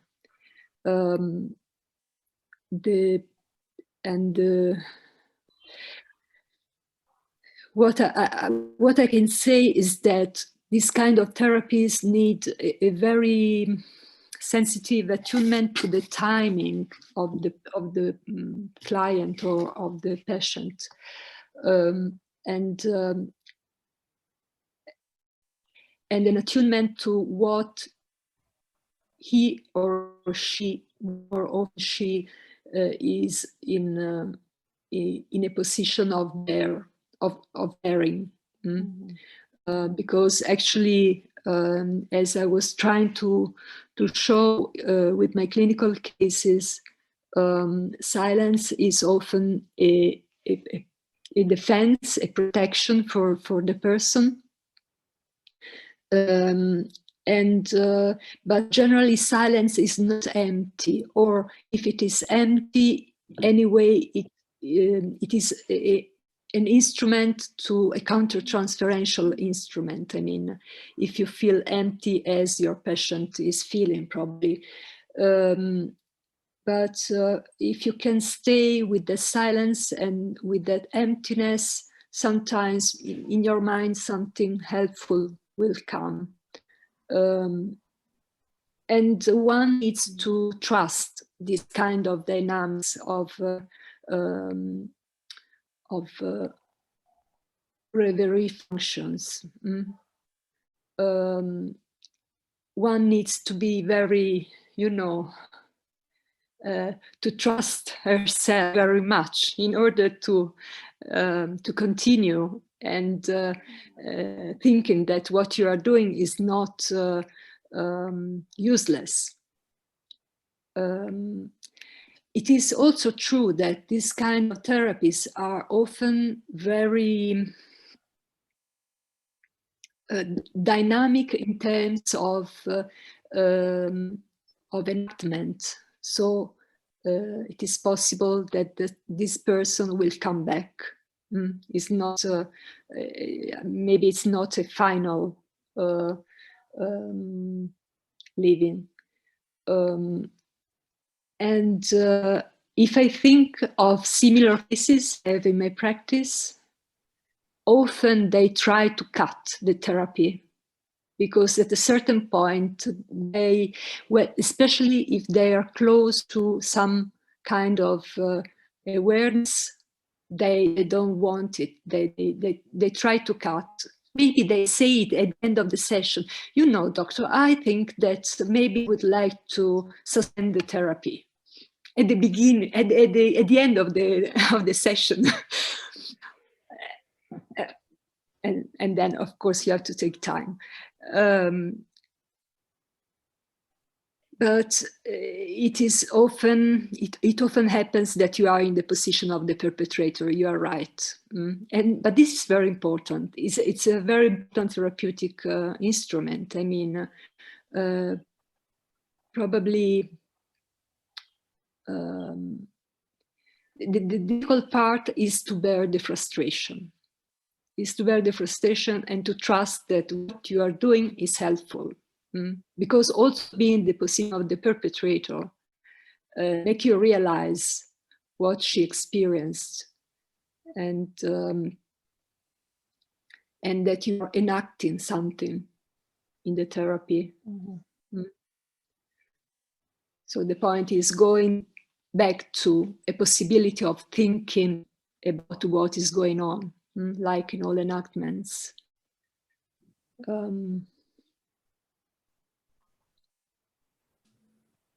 But being seen and being heard are two crucial topics of this kind of therapies, being seen and being heard.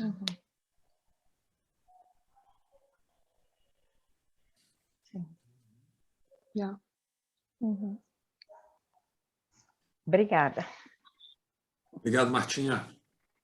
Thank Mônica, queria mudar um pouco a direção da conversa. Queria saber a tua opinião sobre a comunidade junguiana em relação a essas questões políticas. Me parece que a gente está fazendo um bom papel. Estou me lembrando do Renos Papadopoulos, que havia escrito um trabalho sobre refugiados também. Temos o Fórum da Análise e Ativismo, Stefano Carpani, Emília Kiev, o Andrew Samuels. Então, eu tenho duas perguntas. Primeiro, você acha que a comunidade junguiana, ela está bem localizada nessa discussão? Ou seja, ela está atenta a essa pauta e se move na direção dela? E a segunda questão, por que os italianos, Stefano Carpani, Stefano Carta, Mônica Luci, Antônio Lanfranchi, que esteve aqui no teatro, por que vocês estão sempre à frente disso? O que os italianos têm?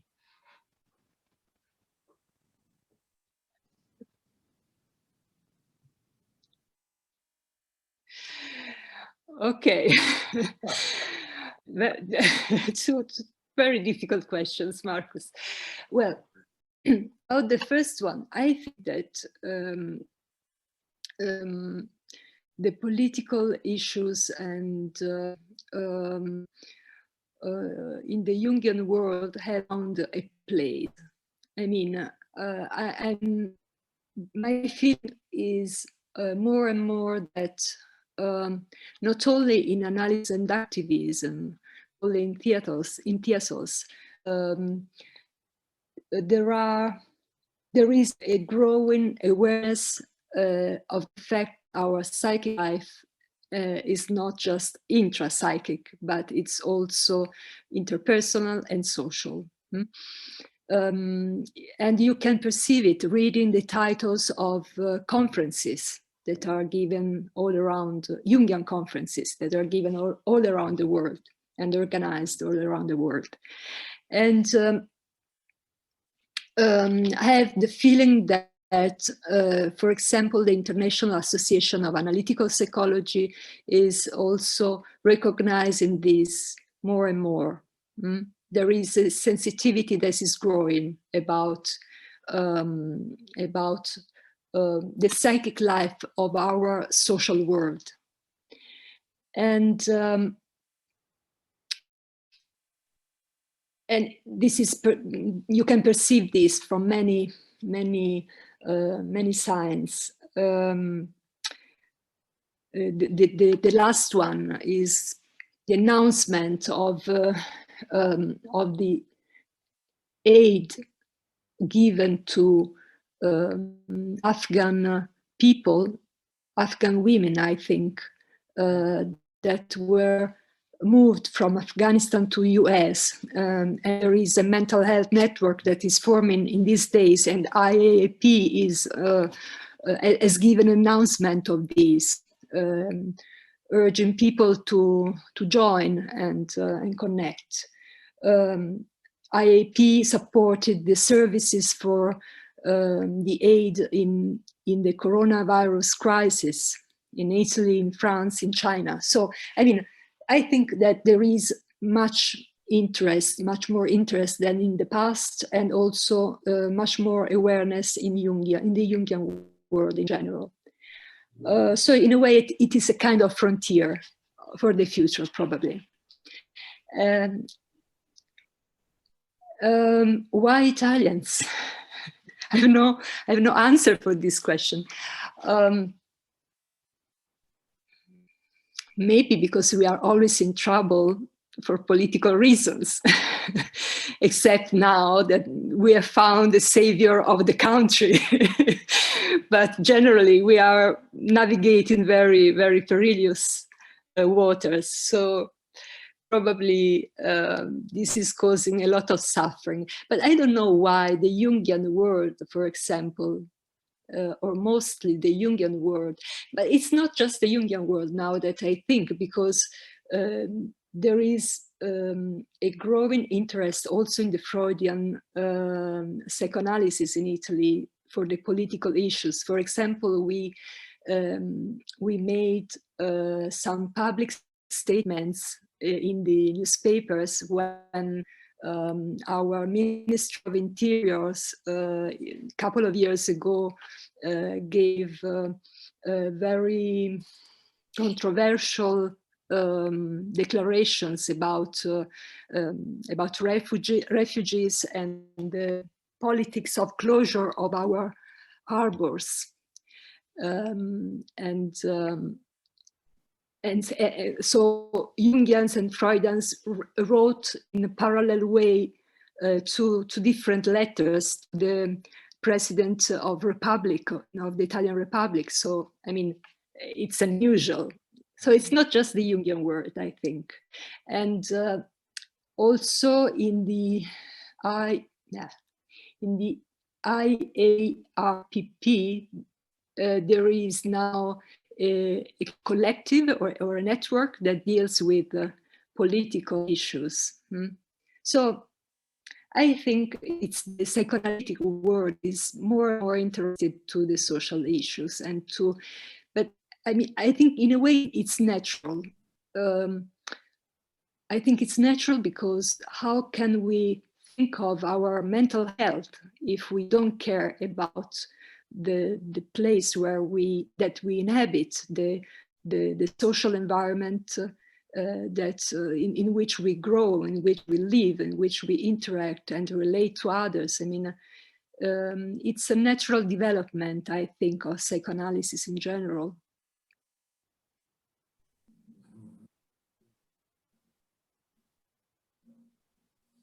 Acho que não há como escapar disso, né? É inevitável. Mônica, temos uma última pergunta. Pode ser? Uma última pergunta, tudo bem? Ok. Elaine, contigo, rapidinho. Oi, Mônica, caiu de novo. É que, na verdade, você já respondeu a minha pergunta, mas agora, como você já respondeu a minha pergunta, eu queria saber se você concorda que a experiência do confinamento para algumas famílias pode ter sido traumática e traumas sucessivos, porque em muitas famílias, e é o que eu percebo aqui na França, né, a população mais de baixa renda mora em espaços muito exíguos, geralmente mantendo uma relação muito incestuosa e incestual, né? Não tem esse termo em português, mas e que isso pode, inclusive, dar mais possibilidade para reviver alguns traumas já muito antigos, né?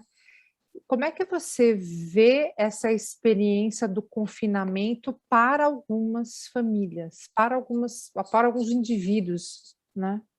Se você percebe isso ou não.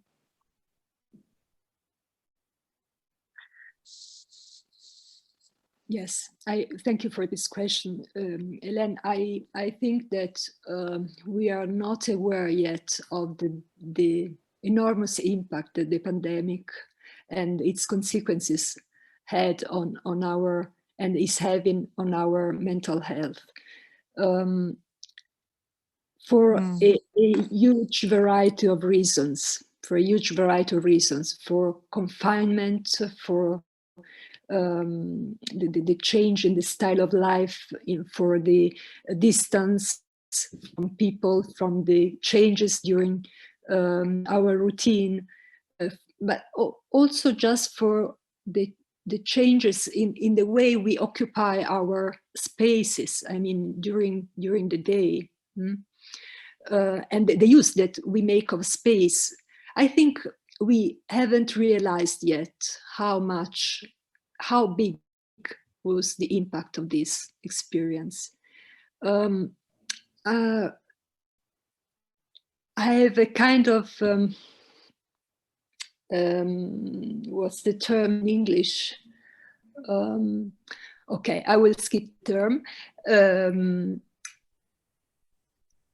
I'm working a little bit on this topic now, and I realized that we can, we understood very little about this topic, and our mind needs more time to appreciate actually what happened.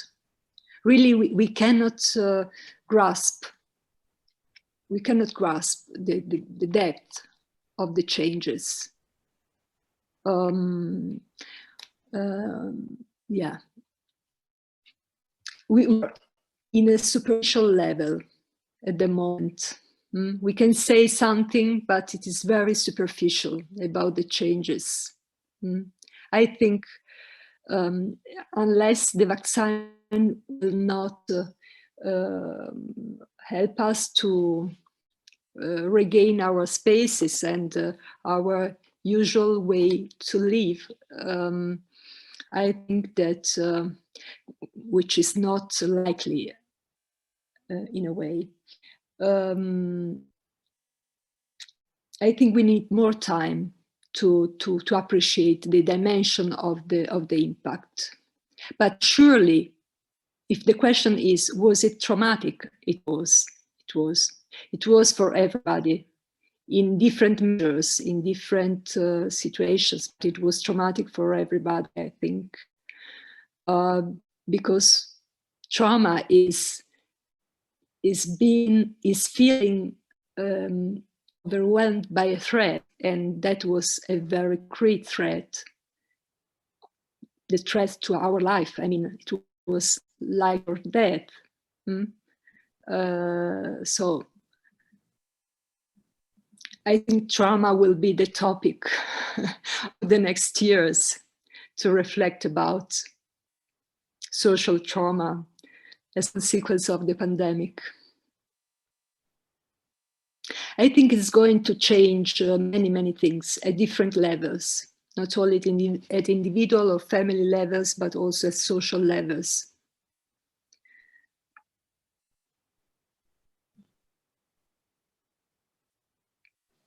Obrigada, querida, obrigada. Obrigado, Elaine. Thank you, Elaine. Mônica, quando é que seu livro vai ser publicado?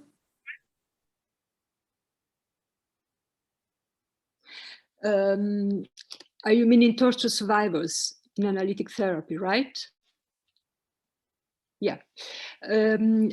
I think they say February 2022, yes. But maybe spring or summer if they are slower in 22, next year. Já fica aqui o convite para você voltar para apresentar o livro para a gente.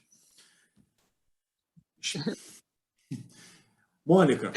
Thank you very much, Marcus. I will come back very happy to do it. Obrigado pela sua presença. Foi ótimo te ouvir. É um assunto difícil, de difícil elaboração, de difícil escuta. Não é prazeroso, por assim dizer, mas acho que é uma tarefa inevitável do nosso ofício e da nossa época. E vou tomar como conselho aquilo que você falou para a Cris Viana, né? Que é, se por um lado o nosso exercício é olhar mesmo para essa dimensão trágica desses acontecimentos, por outro é valorizar as boas coisas da vida que estão por aí, e elas existem. Obrigado pela sua presença. Vou fazer disso uma espécie de mantra pessoal, tá? Um outro detalhe, Mônica. Você é a quinta italiana a falar aqui no Tiassos. Tiassos tem uma relação Luigi Zoia, Stefano Carpani, Luigi Turinese, Ricardo Mondo. Ano que vem a gente vai fazer uma filial do Tiassos em Roma. A gente te convida, tá bom? Obrigado pela tua participação.